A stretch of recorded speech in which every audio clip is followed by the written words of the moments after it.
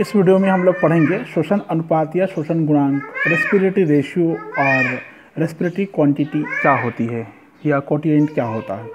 ठीक है, देखिए श्वसन अनुपात या श्वसन गुणांक कहने का मतलब होता है कि जीव के द्वारा श्वसन में निकाली गई कार्बन डाइऑक्साइड के आयतन और अवशोषित ऑक्सीजन के अनुपात को हम श्वसन अनुपात या श्वसन गुणांक कहते हैं। RQ से प्रदर्शित किया जाता है, शॉर्ट फॉर्म है रेस्पिरेटरी कोटिएंट का। ठीक है, पौधे के अंगों का RQ मतलब रेस्पिरेटरी क्वांटिटी श्वसन में विघटित होने वाले पदार्थों की रासायनिक प्रकृति पर निर्भर करती है कि RQ कितना आएगा। कहने का मतलब यही है। RQ का मापन कर यह पता लगाया जा सकता है कि श्वसन की क्रिया में पदार्थ का ऑक्सीकरण हो रहा है। ठीक है, तो RQ बराबर यहाँ पर एक फार्मूला निकलता है, निष्कासित कार्बन डाइऑक्साइड का आयतन अपॉन अवशोषित ऑक्सीजन का आयतन। ठीक है, इस फार्मूला से हम किसी भी भोज्य पदार्थ का श्वसन गुणांक या श्वसन अनुपात निकाल सकते हैं। RQ का मान ज्ञात करने के लिए श्वसन की क्रिया में भाग लेने वाले श्वसन पदार्थ की प्रकृति का पता लगाया जा सकता है। श्वसन भागफल का मान श्वसन क्रिया में भाग लेने वाले श्वसन पदार्थों की प्रकृति पर निर्भर होता है। RQ का मान रेस्पायरोमीटर द्वारा ज्ञात किया जाता है, मतलब जिस मीटर की सहायता से रेस्पिरेटरी कोटिएंट ज्ञात की जाती है या रेस्पिरेटरी रेशियो ज्ञात की जाती है, रेस्पायरोमीटर द्वारा ज्ञात कर सकते हैं। ठीक है, जैसे कार्बोहाइड्रेट की बात करें, कार्बोहाइड्रेट का ये सूत्र आपको दिखाई दे रहा है, C6H12O6 हेक्सो शुगर है। इस एक अणु के अपघटन के लिए ऑक्सीजन के 6 अणुओं की आवश्यकता पड़ती है, मतलब इतने यूज़ कर ली गई श्वसन की क्रिया में, ऐसा हुआ इसका मतलब। ठीक है ना। अब इस प्रक्रिया में 6CO2 टूट रहा है, 6CO2 बन रहा है ना। सिंपल श्वसन का ही ये समीकरण है, आप देख सकते हैं। 6H2O बनता है और 673 किलो कैलोरी ऊर्जा मुक्त होती है। अब ध्यान से देखिए, RQ बराबर होता है निष्कासित की गई कार्बन डाइऑक्साइड की मात्रा अपान अवशोषित की गई ऑक्सीजन की मात्रा या ऑक्सीजन का आयतन। ठीक है, तो विमोचित कार्बन डाइऑक्साइड की मात्रा कितनी है देख सकते हैं, यहाँ पर 6 है, यहाँ पर भी 6 दिखाई दे रहा है।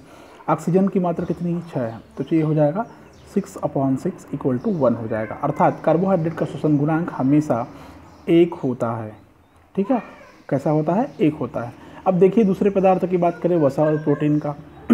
वसा और प्रोटीन चूँकि जटिल कार्बनिक पदार्थ होता है, ठीक है ना। देखिए अणुओं की संख्या देख सकते हैं आप इसमें। RQ का मान हमेशा 1 से कम होता है, क्योंकि इतने भारी अणु को तोड़ने के लिए ज़्यादा मात्रा में ऑक्सीजन की ज़रूरत पड़ती है और कम मात्रा में कार्बन डाइऑक्साइड गैस निकलती है। ठीक है, देखिए 145 ऑक्सीजन यहाँ पर यूज़ की जा रही है, 102 कार्बन डाइऑक्साइड यहाँ पर निकली है, तो 102/145 हो गया, 102/102/145 हो गया। ठीक है, जब 145 से 102 को डिवाइड करेंगे 0.7 मतलब इकाई से कम या 1 से कम होता है। ठीक है, इसी प्रकार जब प्रोटीन का ऑक्सीकरण होता है तो RQ का मान भी हमेशा 1 से कम ही आता है, क्योंकि प्रोटीन का अणु भी जटिल होता है, उनमें ऑक्सीजन की मात्रा कार्बोहाइड्रेट की तुलना में काफ़ी कम होती है। इनमें ऑक्सीकरण हेतु ऑक्सीजन की आवश्यकता होती है, कार्बन डाइऑक्साइड की कम मात्रा मुक्त होती है। ऐसे ही मांसल पौधे जो होते हैं, सक्लेंट प्लांट जो होते हैं, मांसल पौधों में बनने वाले जो कार्बोहाइड्रेट है, या क्या कहना चाहिए कि जो हेक्सो शुगर है, एंथोसायनिन की उपस्थिति के कारण नागफनी और लाल रंग की पत्तियों वाले जो प्लांट है, उनमें RQ का मान हमेशा 1 से कम अर्थात 0 होता है। इनमें कार्बोहाइड्रेट के अपूर्ण और आंशिक ऑक्सीकरण से कार्बनिक अम्ल का निर्माण होता है। ठीक है, और CO2 मुक्त होती है, CO2 मुक्त नहीं होती। कहने का मतलब ऑक्सीजन तो यूज़ की जा रही है, लेकिन CO2 एक भी मुक्त नहीं की जा रही है, वो कार्बनिक अम्ल में कन्वर्ट हो गया। ठीक है ना, कौन से अम्ल में, मैलिक एसिड बनाया है, यहाँ पर मैलिक एसिड में कन्वर्ट हो गया। इवॉल्व कार्बन डाइऑक्साइड की मात्रा देख सकते हैं अब 0 है, ऑक्सीजन की मात्रा 3 है, तो 0/3 हो गया, अर्थात 0। मतलब मांसल पौधों में रेस्पिरेटरी क्वांटिटी हमेशा कितना होता है, 0 होता है। यह पूर्ण ऑक्सीकरण रात के समय में होता है। दिन के समय अपूर्ण ऑक्सीकरण द्वारा कार्बनिक अम्ल का जो पूर्ण ऑक्सीकरण होता है, उससे कार्बन डाइऑक्साइड निकलती है। ऐसे ही कार्बनिक अम्ल की बात करें हम, दूसरे कार्बनिक अम्लों की, जैसे मैलिक अम्ल बना है, तो मैलिक अम्ल को कार्बनिक अम्ल में ऑक्सीजन की अधिक मात्रा की ज़रूरत पड़ती है। इनके ऑक्सीकरण के लिए अपेक्षाकृत कम ऑक्सीजन की आवश्यकता होती है। कार्बनिक अम्लों में ऑक्सीजन की मात्रा अधिक और ऑक्सीकरण हेतु अपेक्षाकृत कम ऑक्सीजन की आवश्यकता पड़ती है। कार्बन डाइऑक्साइड का निष्कासन ज़्यादा होता है, तो निष्कासित कार्बन डाइऑक्साइड की वैल्यू 4 हो गई और ली गई ऑक्सीजन की वैल्यू यहाँ पर देखिए 3 है। तो 4/3 कहने का मतलब कार्बनिक अम्ल का अगर हम ऑक्सीकरण करें मैलिक एसिड वगैरह का तो 1 से अधिक होगा। ठीक है, अब मैलिक एसिड है, ऑक्जेलिक एसिड है, उसका रेस्पिरेटरी क्वांटिटी RQ क्या होगा, 1 से अधिक मतलब 1.3 के लगभग। अब यहाँ पर देखिए ऑक्जेलिक अम्ल का ऑक्सीकरण किया गया है, ऑक्सीजन की वैल्यू 1 है और कार्बन डाइऑक्साइड की वैल्यू 4 है, तो 4/1 हो गया, 4 इकाई से अधिक है मतलब 4 हो गया। ठीक है, तो कभी कभी ये भी पूछ देते हैं कि मैलिक एसिड और ऑक्जेलिक एसिड का रेस्पिरेटरी क्वांटिटी क्या होता है, तो आपको याद करना पड़ेगा ये। ठीक है, यहाँ पर एक टेबल भी बना हुआ है, इस टेबल को आप याद कर सकते हैं।